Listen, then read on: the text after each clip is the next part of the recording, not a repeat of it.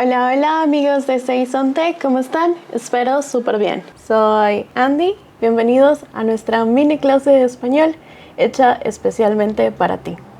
El día de hoy vamos a hablar sobre estructuras del verbo. Esto te va a ayudar a mejorar tu fluidez y recuerda que puedes utilizarlas tanto en pasado, presente o futuro indicativo, ya que son la estructura del verbo y no pertenecen a un tiempo en específico. Veamos la primera. Empezar o comenzar a más el verbo infinitivo. Cuando digo verbo infinitivo me refiero a un verbo terminado en AR, ER o IR. Por ejemplo, Elena comenzó a tomar clases de boxeo ayer. Nuestro segundo ejemplo, querer o poder más infinitivo.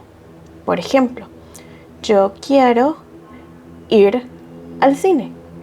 Yo puedo hablar español.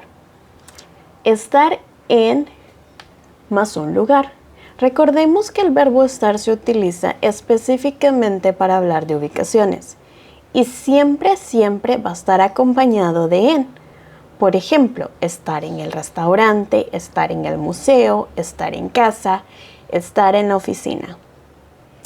Siguiente, tener que, más infinitivo. Este se usa específicamente para hablar de obligaciones. Por ejemplo, tienes que tomar más agua, tienes que hacer ejercicio, tienes que tomar clases en la escuela de Seisonte. Y por último, dar más el nombre objeto directo y podemos también incluir a, dar a.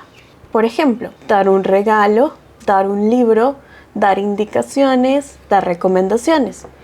Vamos a incluir a si vamos a mencionar el destinatario. Por ejemplo, dar instrucciones a los estudiantes. We are Seisonte.